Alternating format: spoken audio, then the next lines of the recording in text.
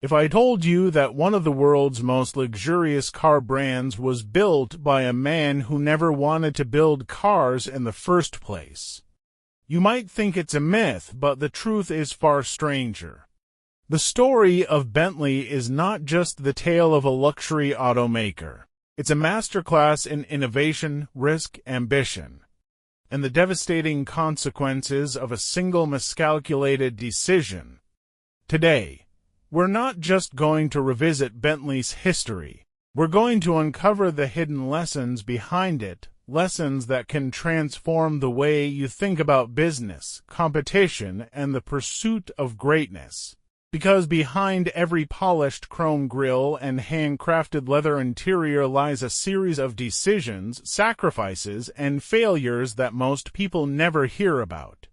Decisions that took Bentley to the top of the automotive world, and the same decisions that later led to its downfall. If you stay until the end, you will see exactly how these lessons apply directly to your life and how even a genius like W.O. Bentley could lose everything by ignoring the signs around him.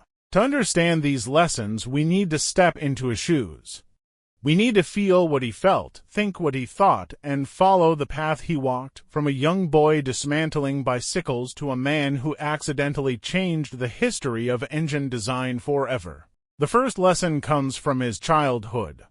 Bentley grew up in a wealthy British family, but wealth does not equal passion. His family saw school as the path to success, while he saw machinery as the key to freedom. He wasn't a rebel for the sake of it. He was simply following a natural curiosity. And here lies the first truth. Passion is often born from play, not instruction. When he took apart his bicycle just to see what lived inside it, he unknowingly stepped onto the road that would shape the rest of his life, but passion alone is not enough. At 16, Bentley dropped out of school and apprenticed in the railways, convinced trains were the future. Ironically, he hated early automobiles. He found them messy, unreliable, and undignified, yet life has a way of redirecting us. The world doesn't wait for your preferences, it changes whether you like it or not, and Bentley learned this the hard way. When he eventually realized that automobiles were overtaking trains as the dominant form of travel, he made a life-changing shift. This leads us to the second lesson: adaptability is more powerful than passion. Passion starts the engine, adaptability keeps the vehicle moving. His shift to motorcycles and racing wasn't glamorous. It was brutal, dangerous, and unforgiving, especially when he entered the Isle of Man TT, one of the deadliest races on the planet. He crashed twice, and he never won, but failure is a forge. Bentley's real victory wasn't a trophy. It was understanding engines in a way few others could. He learned how heat affects performance, how materials behave under pressure, and how small changes create huge improvements. This brings us to lesson 3. Failure is data. Every crash, every setback, every broken component taught him something new. To Bentley, failure wasn't humiliation, it was education. When he entered the motor cab company as an engineer, he finally stepped into the world he had once rejected. And then something unexpected happened. His mother passed away, leaving him with just enough money to start a new venture. For most people, that inheritance would be safety. For Bentley, it became fuel. He risked it all on a car dealership and eventually turned it into Bentley and Bentley. But here's the fourth lesson: risk without strategy is chaos. Risk combined with knowledge is transformation. Bentley knew engines, he knew speed, but he didn't yet know the business side of the equation. So he did something that defines every great innovator. He learned by doing. He modified engines, pushed his vehicles to the limit, and set records that brought attention from across Britain. Then came the breakthrough: aluminum pistons.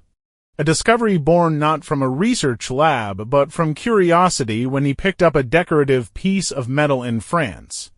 At the time, engines used heavy steel pistons that limited speed. Bentley wondered, what if I make them lighter?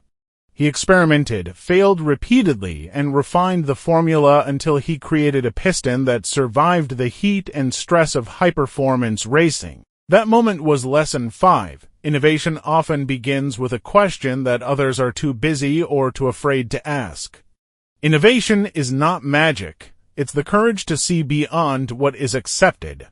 When World War I erupted, Bentley's ambitions were forced to pause. Yet even in war, opportunity emerged. The British government used his aluminum piston designs to build more efficient aircraft engines. Rolls-Royce adopted the idea as well. Bentley didn't make cars during the war. He helped power the planes that protected his nation. And that effort earned him recognition, an award, and the capital that would later give birth to Bentley Motors. Here we reach the 6th lesson. Greatness often comes disguised as interruption. Sometimes life pauses your dreams so you can build the skills you need to achieve them. When Bentley Motors finally came to life in 1919, the world wasn't kind to new automakers. But Bentley wasn't selling transportation, he was selling engineering excellence. His first production car had technologies decades ahead of its competitors, and Bentley became a dominant force in racing. But here lies the 7th lesson, a warning that would ultimately define the fate of the company. Success is not the same as sustainability.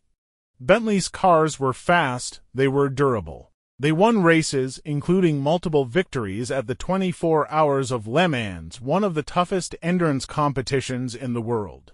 But behind the glory was a financial structure collapsing under its own weight. Racing was expensive, engineering perfection was expensive, materials were expensive, and Bentley refused to compromise on quality. This is where many entrepreneurs fail. They believe excellence alone guarantees survival. But survival requires management, foresight, and financial discipline, and Bentley struggled with all three. When a wealthy investor, Wolf Barnado, stepped in, Bentley Motors found temporary stability. The Bentley Boys brought fame, reputation, and status to the brand. But the economic world around them was shifting. The Great Depression was approaching like a storm cloud. And despite building one of the most remarkable luxury cars ever created, the silent and powerful Bentley 8-liter, the world could no longer afford such grandeur. This brings us to the final and perhaps most important lesson. Timing can determine the fate of even the greatest ideas. You can be brilliant, innovative, hard-working, and dedicated, and still lose everything if the world around you changes faster than you do. When Bentley Motors collapsed financially, Rolls-Royce purchased the company. And W.O. Bentley, the man who once transformed high-speed engineering, became an employee of his competitor. A creator forced to work under the very company whose technology he once influenced. But even in defeat, Bentley left behind something powerful, a blueprint for ambition. His story is not a tragedy. It is a reminder that greatness is fragile, that innovation requires balance, and that even the strongest visionaries need support, strategy, and timing to survive. And if there's one final message to take from his journey, it is this: success is never the end of the road. It is a checkpoint, a moment to refuel, reassess, and prepare for the next challenge. Because the world does not slow down for dreamers, but dreamers, if they adapt, can change the world.